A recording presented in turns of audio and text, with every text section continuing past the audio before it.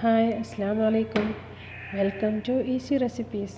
Easy റെസിപ്പീസിലേക്ക് എല്ലാവർക്കും സ്വാഗതം. ഇന്ന് ഞാനിവിടെ ഉണ്ടാക്കിയിരിക്കുന്നത് ഒരു ഹൈദരാബാദ് സ്റ്റൈൽ ചിക്കൻ ബിരിയാണിയാണ്. ഇത് സാധാരണ ബിരിയാണി പോലെ ഉണ്ടാക്കാൻ വലിയ പാടൊന്നുമില്ല. വളരെ എളുപ്പത്തിൽ പെട്ടെന്ന് തന്നെ ഉണ്ടാക്കാൻ പറ്റിയൊരു വിഭവമാണ് ഈ ഹൈദരാബാദി സ്റ്റൈൽ ചിക്കൻ ബിരിയാണി. അപ്പോൾ നമുക്ക് എങ്ങനെയാണ് ഉണ്ടാക്കുന്നതെന്ന് നോക്കാം. ഇവിടെ ഞാനൊരു 3 കപ്പ് അരി എടുത്തിട്ട് നന്നായി കഴുകിയിട്ട് വെള്ളത്തിലിട്ട് വെച്ചിട്ടുണ്ട്. ഇതൊരു 30 മിനിറ്റ് കുതിർത്ത് വെക്കണം. ആ സമയത്ത് ഞാനിവിടെ ഓനിയൻ ഫ്രൈ ചെയ്ത് വെച്ചിട്ടുണ്ട്. മീഡിയം സൈസ് 4 സവാളയാണ് ഞാൻ ഫ്രൈ ചെയ്യാൻ വേണ്ടിയിട്ട് എടുത്തിട്ടുള്ളത്. അതുപോലെ തന്നെ ഞാൻ ജിഞ്ചർ ഗാർലിക് പേസ്റ്റും ഉണ്ടാക്കി വെച്ചിട്ടുണ്ട്. അതിൻ്റെ വീഡിയോ ഞാൻ പിന്നെ അപ്ലോഡ് ചെയ്യുന്നതാണ്. ഇനി നമുക്ക് ചിക്കൻ മാരിനേറ്റ് ചെയ്തെടുക്കാം. അപ്പോൾ അതിന് വേണ്ടിയിട്ട് ചിക്കൻ എടുത്തിട്ടുണ്ട്.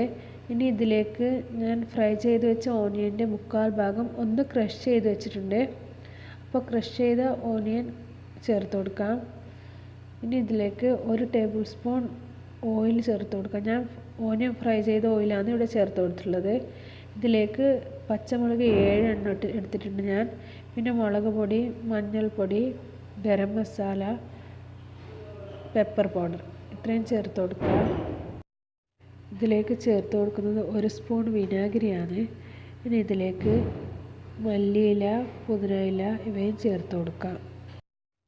ഇനി ഇതിലേക്ക് വേണ്ടത് 1 കപ്പ് തൈര്, പിന്നെ ഞാൻ നേരത്തെ തയ്യാറാക്കി വെച്ചിട്ടുള്ള ജിഞ്ചർ ഗാർലിക് പേസ്റ്റാണ്. അപ്പോൾ 2 ടേബിൾ സ്പൂൺ ഇഞ്ചി വെളുത്തുള്ളി പേസ്റ്റ് ഞാൻ ഇവിടെ ചേർത്ത് കൊടുത്തിട്ടുണ്ട്. ഇനി ആവശ്യത്തിന് ഉപ്പ് ചേർത്തിട്ട് നല്ലോണം മിക്സ് ചെയ്ത് കൊടുക്കാം. എല്ലാം കൂടി ഒന്ന് നല്ലോണം മിക്സ് ചെയ്ത് കൊടുക്കാം. നല്ലോണം മാരിനേറ്റ് ചെയ്ത് വെച്ചിരിക്കുന്ന ചിക്കൻ 30 മിനിറ്റ് റെസ്റ്റ് ചെയ്യാൻ വേണ്ടിയിട്ട് വെക്കണം. ആ സമയത്ത് നമുക്ക് അരി വേവിച്ചെടുക്കാം.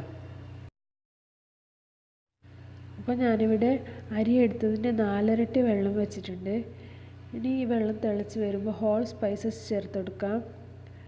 ഗ്രാമ്പൂ, പട്ട, ഏലക്ക, കുരുമുളക്, ജീരകം ഇവയൊക്കെ ചേർത്ത് കൊടുത്ത് കൂടെ അരിയും ഇട്ട് കൊടുക്കാം.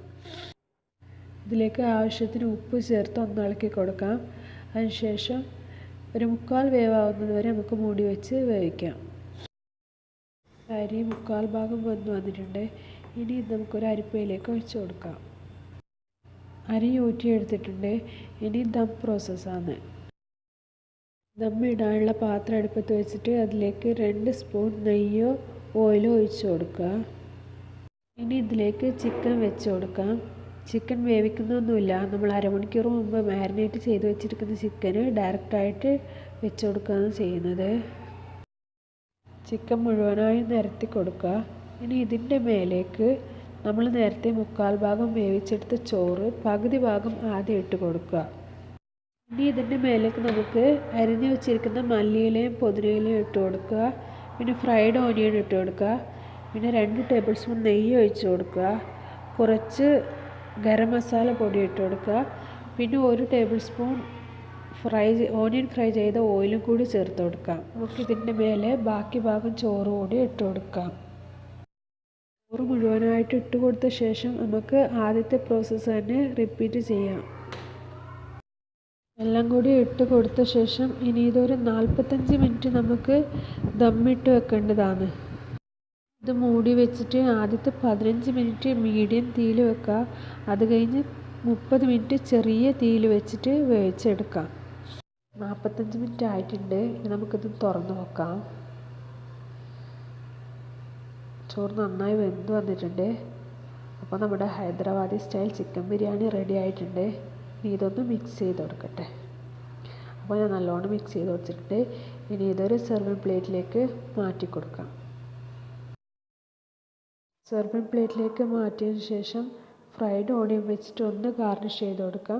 എന്നിട്ട് ചൂടോടെ തന്നെ നമുക്ക് സെർവ് ചെയ്യാം. അപ്പോൾ നിങ്ങളെല്ലാവരും ഇത് ട്രൈ ചെയ്യണം, അഭിപ്രായം അറിയിക്കണം. അപ്പോൾ എൻ്റെ ചാനൽ സബ്സ്ക്രൈബ് ചെയ്യാൻ മറക്കല്ലേ. അതിൻ്റെ അടുത്തുള്ള ബെൽ ബട്ടൺ കൂടി പ്രസ് ചെയ്താൽ ഇനിയുള്ള എൻ്റെ വീഡിയോസിന് നോട്ടിഫിക്കേഷൻ കിട്ടുന്നതാണ്. So thank you.